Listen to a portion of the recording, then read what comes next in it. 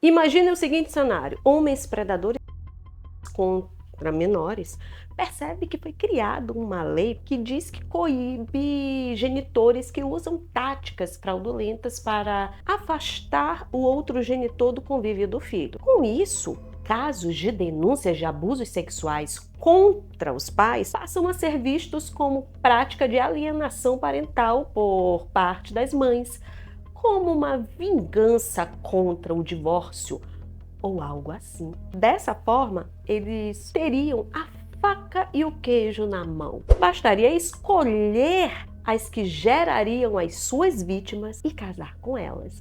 Quando elas tivessem os filhos, os abusos começariam sem deixar vestígios. Quando, enfim, a mãe percebesse e denunciasse o pai, bastaria alegar alienação parental por parte da mãe. A guarda da criança sairia da mãe e iria direto para o pai. Possível ou impossível ser humano ser inescrupuloso o suficiente para arquitetar tudo isso? Vai pensando aí e manda esse vídeo para as mulheres que você conhece e comenta qualquer coisa aqui no YouTube para ele entender que esse vídeo é útil e recomendar, né, para mais e mais mulheres. E se quiser, claro, me adiciona nas outras redes sociais. Vou adorar te receber. Vamos ao vídeo.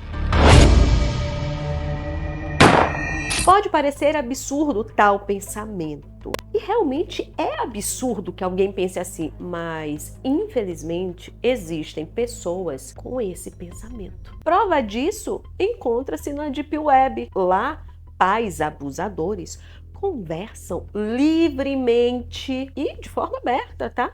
Sobre as práticas que realizam com seus filhos, o quanto a lei de alienação parental é benéfica para obterem a inversão da guarda. Olha, só os trechos de algumas falas com destaque à menção sobre a lei de alienação parental da guarda ao pai, tirem as dúvidas de vocês. Olá, amigos! Descobri uma nova lei que ajuda a todas as pessoas que gostam de se relacionar com seu filho. Descobri que passou no Fantástico a lei de alienação parental, tipo, se eu me relacionei com meu filho e ele conta para a mãe e a mãe vai na delegacia da parte, melhor momento correr atrás da vara da infância. Eu acho que é esse o nome mesmo. Lá você afirma para eles que estão acusando de abuso com seu próprio filho. Graças a essa lei, o acusador vira acusado e ainda por cima,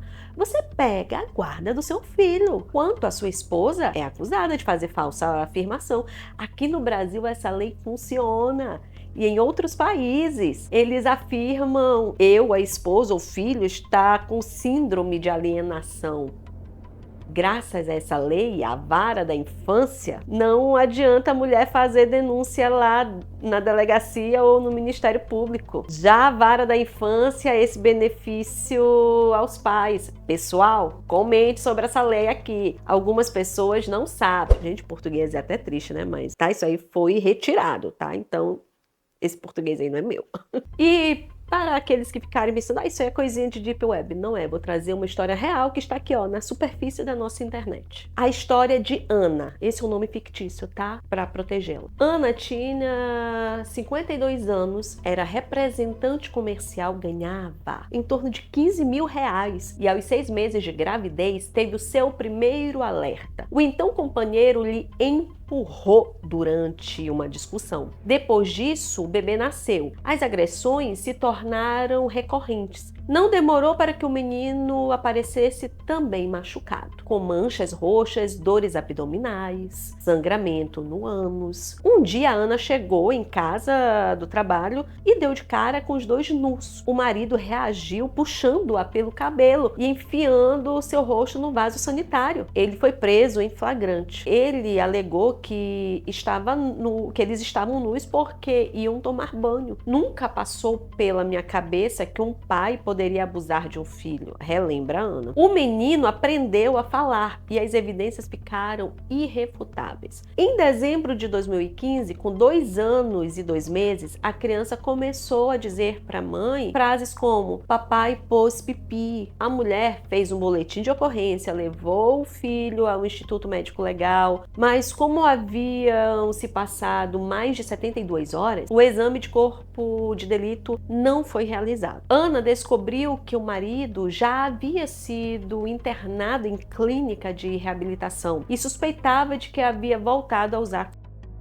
Separaram-se. Há vídeos gravados pela mãe e em uma dessas vezes que o filho voltou das visitas, ele estava quase desfalecido e reclamando de dor. Mas o suspeito ganhou a guarda do filho, alegando alienação parental, mesmo tendo confessado agressões à ex-mulher, chegando inclusive a ser preso em flagrante, né? Ana tem direito a visitas regulares, mas não sabe do paradeiro do filho desde dezembro de 2017. O ex-companheiro deu o endereço de fachada, desapareceu. Ela perdeu tudo na batalha judicial: dinheiro, emprego de 15 mil, foi ameaçada de morte, hoje vive para tentar localizar o filho. Esse é só um dos inúmeros casos. Eu digo sempre aqui, né? É só um dos inúmeros casos. Mas, afinal, que lei é essa? A lei de alienação parental, ou a lei número 12.318, que foi criada dia 26 de agosto de 2010. Essa lei ela foi fundamentada no que se chama de Síndrome de Alienação Parental, ou SAP, a sigla. Alienar significa tirar. A tese sobre essa síndrome surgiu em 1985, nos Estados Unidos, como justificativa à recusa da criança ao convívio do genitor que não detém a sua guarda. A síndrome de alienação parental foi descrita como uma perturbação da infância que aparece logo após o divórcio dos pais, quando a criança se recusa a conviver com o progenitor. Esse termo foi elaborado por Richard Gardner e descrito como uma perturbação da infância. E Richard Gardner trouxe que essa perturbação da infância viria justamente devido a uma campanha sistemática e intencional levada a cabo por um dos pais, com o objetivo de destruição do vínculo afetivo ao outro genitor. Nos casos mais graves, essa campanha de difamação abrangeria falsas acusações, como de abuso de crianças. E aí, nos Estados Unidos, começou a se fazer o quê?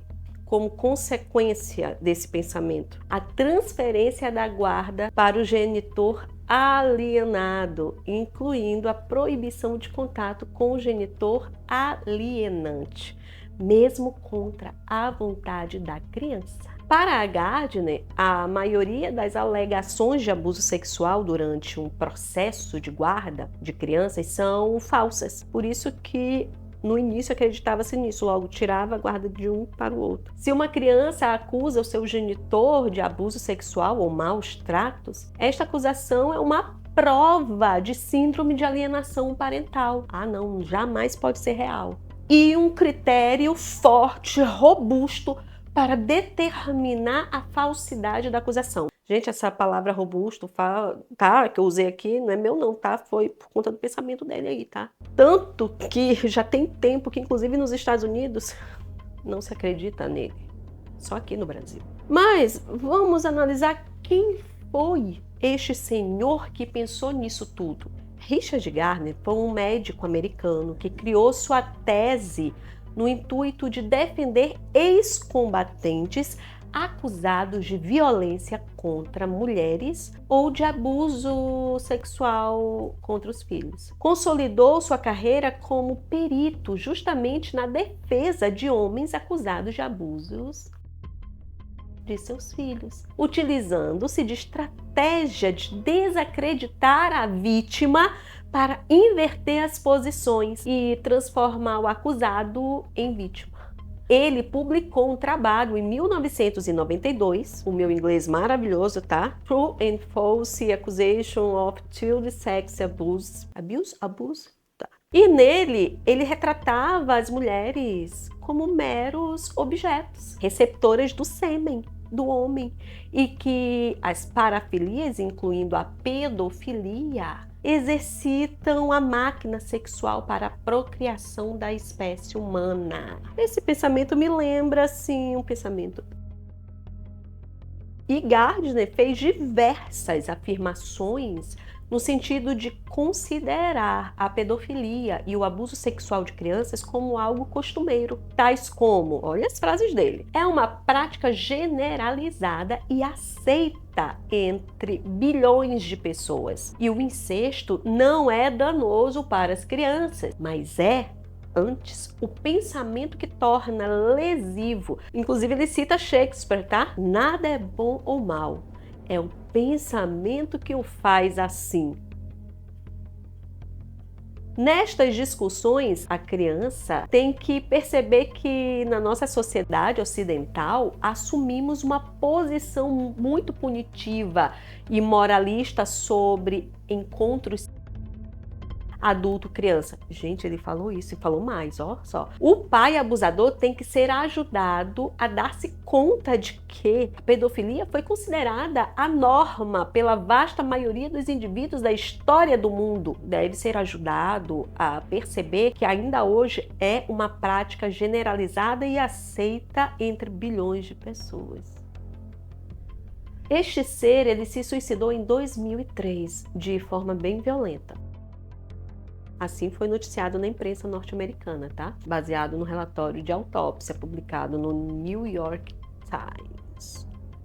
Bem, é esse homem que embasa a lei brasileira. É isso mesmo. Acredite se quiser. E é por causa desse grande pensador que o Ministério da Mulher, da Família, dos Direitos Humanos, quer a revogação dessa lei. Em 2021, o Ministério emitiu uma nota técnica que trouxe dados e informações importantes. Vou trazer para vocês o que está lá na nota técnica. Logo de cara, eles trouxeram que a ideia das denúncias falsas em processos de divórcio foi desmentida por um estudo norte-americano feito em 1990, que avaliou 9.000 divórcios em 12 estados, o qual demonstrou que só em 2% dos divórcios com litígio pela guarda de crianças é que houve alegações de abusos sexuais. E desses, apenas 5 a 8% das acusações eram denúncias falsas. É um número muito baixo.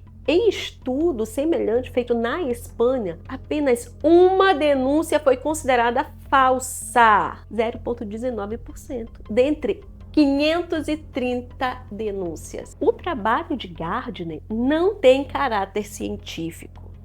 Ele apenas limita a descrever um fenômeno sem base em estudos que determinem a recusa da criança. O fato de uma criança rejeitar um dos pais não prova que essa rejeição decorreu de uma lavagem cerebral feita pelo outro progenitor. Tanto não é considerado uma tese confiável que os livros de Richard Gardner sobre SAP não estão presentes na maior parte das bibliotecas e universidades norte-americanas. A SAP não foi reconhecida como doença pela Associação de Psiquiatria Americana e não consta da classificação internacional de doenças da Organização Mundial de Saúde, nem do Manual de Estatística e Diagnóstico da Academia Americana de Psiquiatria. E, por não preencher os critérios de admissibilidade científica exigidos pelos tribunais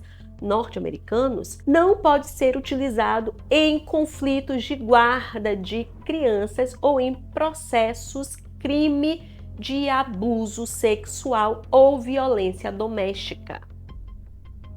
Sobre as benditas falsas memórias geradas pela genitora alienadora, sim, porque para Richard Gardner, a genitora, que na maioria das vezes é a mulher, cria histórias, memórias falsas na criança. Mas a comunidade científica rebate isso, descarta como sendo algo fácil de acontecer, de alguém criar falsas memórias da infância em outros. Por outro lado, a nota técnica traz dados sobre o quão difícil é a comprovação do abuso.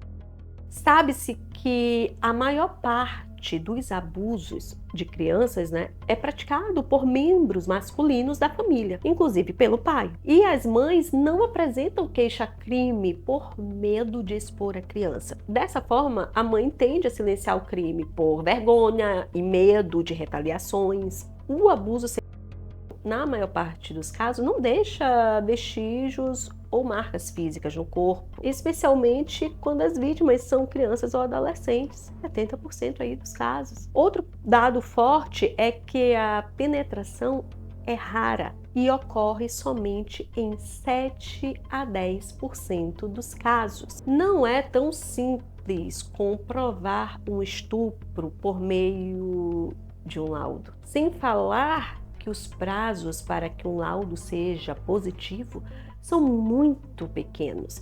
De acordo com o Manual de Legistas de São Paulo, a média de tempo para perícia é de 24 horas para material biológico em boca, ânus e pele, e 72 horas para coleta em vagina. Se o tempo é superior, não há como coletar evidências biológicas. E aí vem uma lei dessas e é perfeito para os abusadores. Talvez por isso, entre 2011 e 2017, a lei entrou em vigor em 2010, o Brasil teve um aumento em 83% nas notificações gerais de violências sexuais contra crianças e adolescentes, segundo o boletim epidemiológico divulgado pelo Ministério da Saúde. Nesse período foram notificados 184.524 casos de violência, sendo 58.037, 31,5% contra crianças, e 83.068 casos, 45% contra adolescentes. Em pesquisa realizada no Hospital das Clínicas da Universidade de São Paulo, divulgada no portal da Childhood